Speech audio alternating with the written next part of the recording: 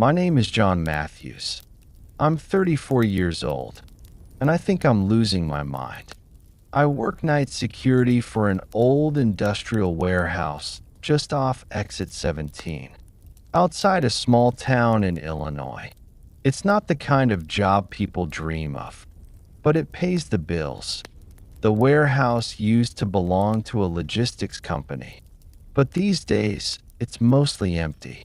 A few crates, some leftover forklifts, and silence. When I got the job, they said it was easy. Just stay awake. Watch the cameras. Log any visitors. I've been doing it for 6 months. But 3 nights ago, something changed. It started like any other night. 10 p.m., coffee in hand, rain tapping lightly on the booth window. I was reviewing camera feeds when I heard something strange. A dragging sound. It was faint, but unmistakable, like something heavy being pulled across the concrete floor. I paused, muted the radio, listened. Nothing. I stepped out of the booth with my flashlight. The yard was empty. Puddles reflected the security lights. And then I noticed something. One of the side doors to the warehouse was open. That door is always locked. Always. I walked over slowly. My boots echoed on the wet ground. The flashlight flickered once, then stabilized. Anyone in there? I called out. No answer. Just the creak of the metal door swinging in the wind. I stepped inside. The place was massive. Rows of shelves, scattered crates, broken tools. Cold and dark. The dragging sound had stopped. I took a few steps in, then heard a soft tap, tap, tap from behind a stack of boxes. Hello, I said again. Silence. Then a whisper. I couldn't make out the words. It sounded like breathing. I backed out quickly and shut the door. Locked it. Told myself it was rats. Or maybe a stray. But I knew that wasn't true. Back in the booth, I checked the cameras. And froze. Camera 3. Inside the warehouse. There was someone standing in the middle of the room. Not walking. Just standing. Staring. He was tall. Thin. Wearing what looked like a raincoat. But his face was wrong. Blurry. Like the lens couldn't focus on it. The timestamp said 2:43 a.m. Then the feed glitched. Lines of static. When it came back, the man was gone. Just gone. I replayed the footage, but nothing showed up before or after. That camera has been cleaned for months. I didn't sleep when I got home. The next night, I showed up, hoping it was just a weird dream. But I couldn't shake the feeling that I was being watched. At exactly 2:43 a.m., it happened again. That dragging sound. Only this time, it was closer, louder, coming from just outside the booth. I turned on the floodlights. Nothing. But when I checked the CCTV, camera 3 showed something different. A figure crawling on the floor, slowly, dragging its body forward like its legs didn't work. The same raincoat, the same distorted face. I stared at the screen, too afraid to move. Then the audio feed kicked in. A voice whispered, "John, help me." I turned off the monitor, locked the booth, clutched my flashlight like it could save me. Then I remembered something. There used to be a night guard here before me. Old guy named Frank. He quit last year. No one ever said why. I still had his number from the employee log. So I called him. It was almost 3 a.m. He picked up after 3 rings. "Frank, it's John. I took over your post at the Exit 17 warehouse." Silence. Then he said something I'll never forget. "You saw him, didn't you?" I paused. The man in the coat. The dragging. The time on the clock. I nodded, even though he couldn't see me. 2:43 a.m. I whispered. Frank exhaled. You need to get out of there. Don't stay a third night. I asked why. He said, because that's when he follows you home. I didn't go in the next night. Called in sick. Turned off my phone. Locked my doors. But that night, at exactly 2:43 a.m., my doorbell rang. Once. Then again. Then nothing. I looked through the peephole. There was no one there. But on my porch was a wet footprint. Just one. And drag marks leading back down the steps. I'm not going back. Not to the warehouse. Not at night. Maybe not ever. But if you ever drive near exit 17 and you hear something dragging across the ground, don't stop. And whatever you do, don't check the time. My name is Emily Rains. I'm a registered nurse. Night shift. I work at St. Alora's Hospital in the city. I've seen all kinds of things, trauma cases, overdose victims, violent psych patients. But this isn't like anything I was trained for. 2 weeks ago, I was assigned to floor 7 for a night rotation. Floor 7 is rarely used. Mostly long-term or hospice patients. It's quiet, cold, and honestly, kind of depressing. The kind of place they put patients when there's not much time left. That night, we were short-staffed. It was just me and one orderly, Marcus. 3 patients on the entire floor. All asleep. At least they were. Until around 2:30 a.m. I was at the nurse's station updating charts when the hallway lights flickered. Then I heard something. Ding. The elevator. Now, that elevator is always locked after 10 p.m. Only authorized keycards can access it. But the doors opened, and no one came out. Just a cold breeze. I walked to the elevator slowly, confused. Inside, the floor button for 7 was lit, but there was no one there. I leaned in, said hello. Nothing. Then the doors closed on their own. I went back to the station, told myself it was a glitch. 10 minutes later, I heard soft footsteps. But when I looked up, the hallway was empty. And then one of the call lights blinked. Room 707. Patient, Harold Price. Male, 79 years old. Stroke survivor. No mobility. The man couldn't even lift his hand. But the call button was flashing. I went in. He was awake, eyes wide, staring at the corner of the room. He was whispering, over and over. She's in the wall. She's in the wall. She's in the wall. I asked him who he meant. He didn't respond. He just kept pointing at the air vent near the ceiling. Then, without blinking, he said, "She's back." I checked his vitals. All normal. He didn't have a fever. No signs of delusion. But he wouldn't stop staring at that vent. Eventually, I sedated him. Just a mild dose. As I turned off the light and stepped out, I heard something. From inside the vent. A scratch. Like nails on metal. Very faint.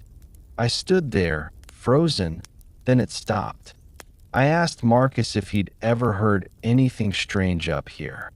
He paused for a second too long, then said, "Yeah, but I try not to think about it." I pressed him. He told me a story.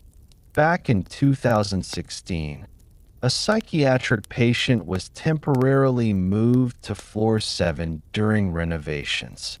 A teenage girl named Ava Wells. Severe trauma. Self-harm. Nonverbal.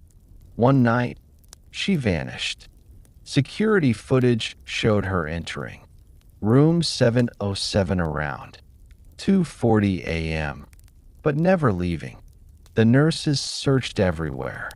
They even opened the ceiling tiles. Eventually, they found her, or part of her. She'd crawled into the vent shaft and somehow got stuck. No one could explain how she even got up there. They said she was trying to escape the noise. After that night, room 707 was considered unlucky. Staff reported call lights going off on their own, scratching sounds, whispers. One nurse quit after seeing someone crawl across the ceiling in the mirror. But eventually, the stories faded. People forgot. Until tonight, around 3:15 a.m., I went back to check on Mr. Price. The room was ice cold. I reached to adjust the thermostat when I heard it again, the scratching, but it was louder, right above me. Then something fell from the ceiling vent. Not big, just a small scrap of cloth. I picked it up. It was old, torn flannel, stained with something dark. Then I heard a laugh from inside the wall, soft, childlike. I ran out of the room. I told Marcus. He said, "That's it. I'm done. I'm calling in backup." We checked the vent system. There was no way a person could fit. The duct was barely 10 inches wide. Even a child couldn't crawl through it. But the sound continued, moving from room to room, scratching, tapping, breathing. I swear I heard it whisper my name. Emily. Around 4 a.m., all 3 patients started screaming. All at once. Different rooms. No reason. No monitors going off. No signs of pain. Just pure terror. They said things like, "She's behind the curtain. She won't stop watching. She said we're next." We gave them mild sedatives. But even under, they twitched in their sleep. Eyes fluttering. Mouths moving. Repeating the same phrase. 7. 7. She's in the walls. I filed an incident report that morning. The hospital buried it.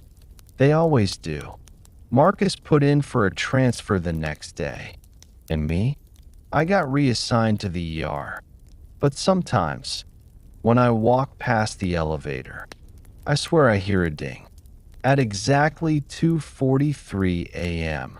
And once, just once, I saw the elevator doors open. And for a split second, I saw a pale girl in a hospital gown, crawling backwards into the wall. My name is Luke Carter. I used to work the night shift at a gas station off Exit 92 in rural Pennsylvania, middle of nowhere. One pump, one register, and way too many hours of silence. It was a boring job, until it wasn't. What happened one night changed everything I thought I knew about this place. It started with the regulars. Same old faces every night. Truckers, smokers, a few high schoolers sneaking beer. Then, one Thursday night, a man walked in I'd never seen before. Tall, pale, wearing an old green hoodie with the hood up. He didn't say a word, just walked to the back of the store. I watched him on the security monitor. He was standing in front of the fridge, not moving, just staring. I waited. 5 minutes passed, still staring. I cleared my throat and said, "Need help with something?" No reply. He finally grabbed a water bottle and came up to the counter. His hands were shaking. When I rang him up, I glanced at his face. His eyes looked empty. He handed me a 20. I gave him change. Then he leaned in real close and said, "You shouldn't be here tonight." I blinked. "What do you mean?" But he was already walking out the door. Didn't even take his water. Just vanished into the fog. I shrugged it off and sat back down. 2:12 a.m. The graveyard hour. That time when everything feels wrong. I was scrolling my phone when the power flickered. All the lights in the station went out for exactly 3 seconds, then came back on. The pumps rebooted, cameras glitched, and the store was dead silent. Except for one thing. The bathroom door at the back. It was slowly creaking open, but no one had gone in there. Not in hours. I grabbed the flashlight and walked back. "Hello," I called out. No answer. The bathroom was empty, but the mirror had a handprint on it. Small, smudged, like someone had pressed it there from inside the glass. I wiped it off and locked the door. Tried to ignore the chills crawling up my back. Back at the counter, I checked the monitors. That's when I saw it. Camera 2, facing the parking lot. There was someone standing at pump 3. Not moving, just standing there, facing the store. The camera feed was fuzzy, but I could see the outline. It looked like the man from earlier. Same hoodie, same stance. I looked up from the screen to the real parking lot. Nothing. I looked back down. Still on the monitor, but not in real life. I stared at the screen, and then he waved. I jumped up and ran to the window. Still no one outside. I walked out. Fog everywhere. No footsteps. No sound. Just a dead stillness. I turned back toward the store and saw the bathroom light was on again. I ran inside. "Who's in here?" I shouted. No answer. The door was wide open. Light flickering. And that same handprint. Back on the mirror. Only now, there were 2. And lower down, like a child had left them. I called my boss. No answer. Tried the police station. Line was dead.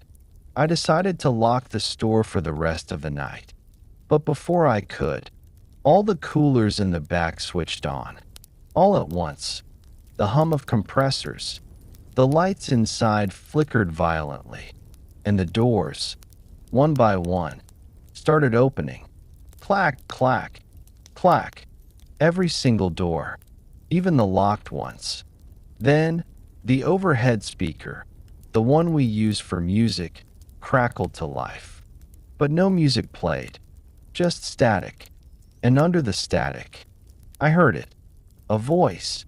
A child's voice. "Luke, let me in." I ripped the speaker wire out of the wall. Silence. At that point, I was done. I grabbed my coat and keys and ran to my car. Started it up. Put it in reverse. Then looked at the store one last time. The front door was open. Wide open. And standing just inside was a small girl. So pale, she looked almost gray. No shoes. Black eyes. And a grin that didn't move. Didn't change. Didn't blink. I drove. Didn't stop until I saw the lights of the next town. I called my boss the next morning and quit. No notice. No explanation. Just gone. A week later, a friend sent me a news article. Unidentified man found dead behind gas station at exit 92. The photo? Same hoodie. Same man who told me I shouldn't be there. They said he'd been missing for years. No ID. No known relatives. The article mentioned he'd worked there. Graveyard shift. Right before me. Sometimes I wonder what would have happened if I stayed. If I'd followed the girl. If I'd listened to the voices. But I didn't. And I'm not going back. Ever. You shouldn't either. Not to exit 92. Not at night. My name is Tom Redding. I used to be a janitor at Westbrook High School. Worked there for 11 years. Mostly night shifts. It was quiet. Peaceful. Until my final week. That's when everything changed. Westbrook was built in the 1960s. A lot of concrete. No cameras in the back hallways. Cheap lights that buzzed all night. My shift ran from 10 p.m. to 6 a.m. I'd mop the halls, clean bathrooms, check the boiler room. Alone. Always alone. No students. No teachers. Just me in the dark. One night, around 1:30 a.m., I was in the science wing. I'd just finished mopping when I heard something. A locker door slamming shut. I froze. There weren't supposed to be any kids in the building. The alarm would have gone off. I walked down the hallway. The lights flickered overhead. Everything looked normal. Until I turned the corner. Locker 118 was wide open. But no one was there. I pushed it shut. Started walking away. Then I heard it open again. Squeak. Clang. I turned back. Same locker. Still open. This time, there was something inside. A single sheet of lined paper. Crumpled. Damp. I pulled it out. No words. Just a crude drawing. A stick figure hanging from the ceiling. I dropped it. Not funny. I assumed some kid snuck in before lockup. Later that night, I passed the girls' bathroom on the second floor. The light was on. It's always off after cleaning. I stepped in, and I swear I saw someone move behind the last stall. I said, "This area is closed."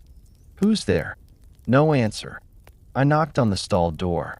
Still nothing. So I opened it, and there was no one. But the mirror above the sinks? It had words written in the fog. She never left. I didn't clean the rest of the wing. Just left it. Went downstairs to the main office and tried to stay busy. At 3:12 a.m., the fire alarm suddenly triggered. I grabbed my keys and ran toward the boiler room. It wasn't smoke. It was steam. Thick. Wet. Filling the hallway. The boiler door was open. And there, sitting in front of it, was a girl. Long black hair. School uniform. Face buried in her knees. I shouted, "Are you okay?" She didn't move. I stepped closer, and just as I reached out, she vanished. Like smoke. Gone. I checked the cameras the next day. Nothing showed up. Not the girl. Not the steam. Not even the open locker. It was like the night didn't exist. I asked the assistant principal if anyone had ever died here. She looked uncomfortable, then finally said, "We don't talk about the 1998 case." I pressed her. She sighed. Said, "A student named Claire Jennings, Jr. She hanged herself in the locker hallway. Said it happened during the winter break. Nobody found her for 2 days. She was in the same hallway I'd been mopping. The same locker I saw open, locker 118. After that, things got worse. Every night, more strange events. Classroom chairs arranged in circles. Music playing faintly from old intercoms. Bathroom stalls slamming shut.